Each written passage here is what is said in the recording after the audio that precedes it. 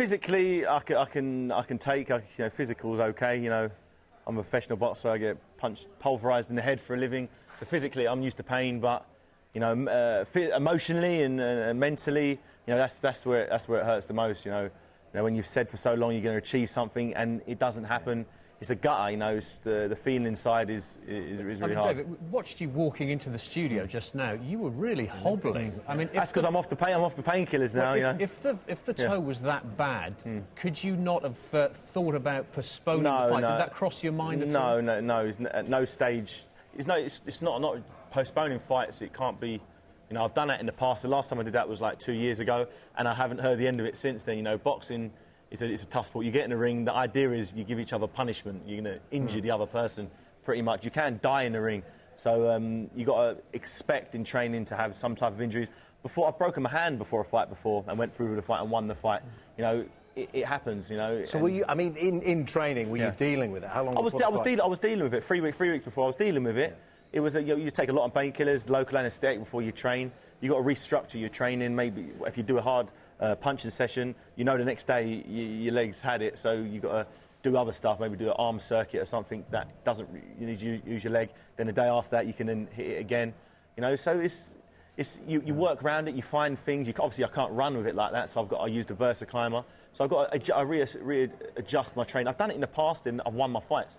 I've had injuries before my last few fights, found a way to win in the ring and in training, found a way to get through the training.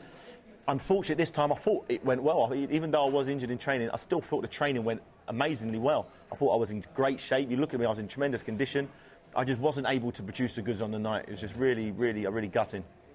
Do you regret actually mentioning this at all, though? Because, it's emerged in the last 24 hours that Rafael Nadal also had a fracture in his foot, made it through to the final. He hasn't really made much of an issue about it, though. Do you think it looks like sour grapes? It probably looks like sour grapes, I think they were asking me why I wasn't able to do what I wanted to do. I said I was going to hit him with a big right hand. I believe the numbing agent that I took to kill the pain would be enough, and the adrenaline and the occasion that when you're in the ring you don't really feel too much. But whether I meant it wasn't like it was a pain. I just couldn't physically push off that leg. When something's broken, it's like someone's got a broken leg and you're asking them to do a high jump.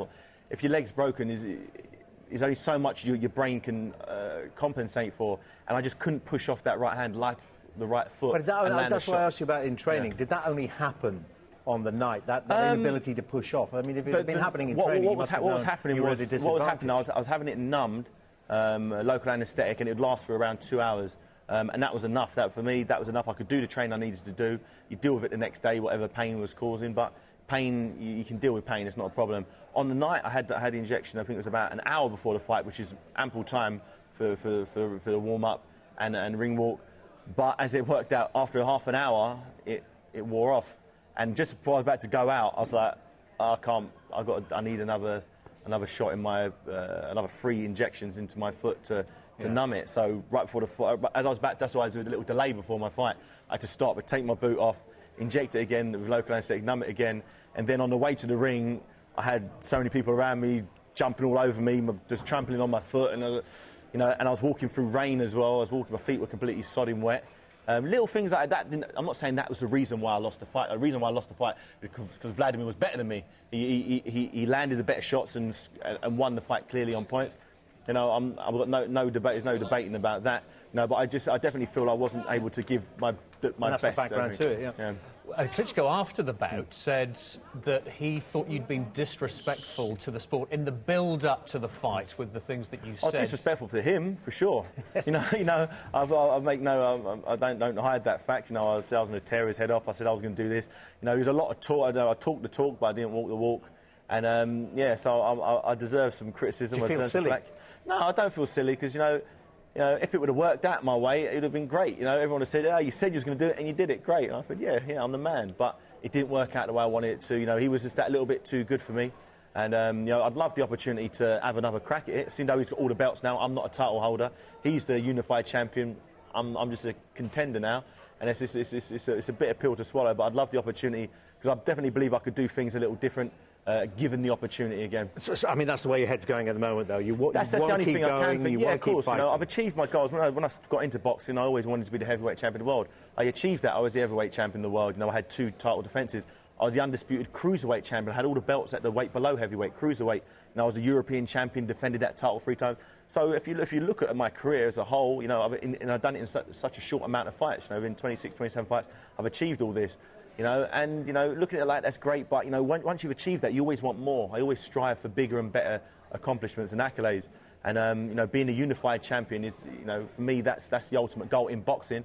And the only way I'll do that is if Wladimir, after all the disrespect I've shown him, well, after all the stuff that's gone on before, he'll have to say, OK, David, I'm going to do you a favour and I'm going to give you another opportunity. I mean, if he wasn't to do that, because let's face it, what would be in it for him?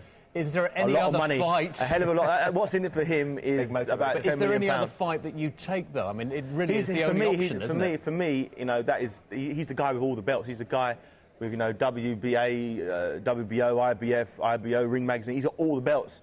So he's the guy that, I want to go. He's the guy who beat me. So who better to beat than the guy who's beaten me? So it's basically him or no one? Yeah, if it doesn't happen from him, then that would probably be it. I've set out my retirement date as October, which is... I've said it from when I was 10 years old. I'll tell you when I was going to retire from boxing, and that's just over three months away now. So okay, so it happens if you don't hear, but if you get some encouraging signals, you'll put that on hold. From the Klitschko. I'll have to know. I'll have to know pretty soon. I believe when they get the numbers in, the fight sold amazingly well, much better than any other fight, surpassed any other fight he's been anywhere remotely close to.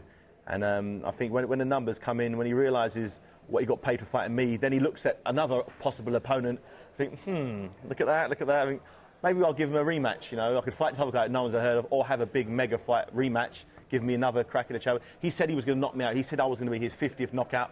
He didn't knock me down. So, maybe he'd want to go one better. Maybe after all the disrespect, he'd want to knock me out. Maybe not. Sounds like if there is another one, we're going to get much more of that hype again. Well, yeah. But also, what would you do differently, though? Because Klitschko's basically said, I can't say what I'll do. I can't say what I'll do differently because I don't want to give him away. If in the remote chance he does give him the opportunity, I'd like that to be a little bit more of a surprise. Okay. I wouldn't do what I did last time. That's sure. I'd make sure I was, as close to 100% fitness as possible. And would you tone down? I mean, everyone understands, the pre-fight. Yeah. I mean, it's banter a lot, isn't it? I mean, the expressions, it builds up the audience. I mean, it's a commercial. Smack talk, as they call it in America. I mean, would you tone that down if it did happen I'd probably crank it up higher than ever, to be honest, because I believed even after all the ring walk, even after all the drama before the fight, I believed, even when I was in the fight, even though it wasn't going my way, I still thought, OK, the next round, I'm going to do something and I'm going to knock him out. And he just didn't quite come. The time was just going and rounds were going really quickly, and I just wasn't able to get a foothold in the fight. But it's just one of those things. It just wasn't my night, and maybe it wasn't meant to happen then. OK, well, if let's post a scenario where he says, no, I don't want another fight, okay. It's over. What next for you, then? I'd probably have to... the strong possibility is I'll probably retire and have to be happy with being the undisputed cruiserweight champion and a former WBA heavyweight champion of the world. There's many boxers out there. I'm the only boxer, other than Evander Holyfield, I'm the only boxer who's won the cruiserweight champion and heavyweight championship. No one ever, other than him, no one's ever done it before. But if you did do that, I mean, people like me say, well, you've got to be certain that's what you want. You don't wait a couple of years and then come back out of retirement and start fighting at a lower level, as many other boxers I've seen it happen so many times over the years. A lot of my idols have come back way past their prime, and they're fighting fitter, younger, hungrier guys, and it normally ends up real bad. It ends up knocked out. I've always said I'm going to get out with my faculties intact, and they're kind of just about stuck together now. So no, they're clearly we're going to have to end it there, David. Listen, okay. Best of luck with the toe. Best of luck with the future. Best of luck, hopefully, with a rematch. Thank you. Love to see that.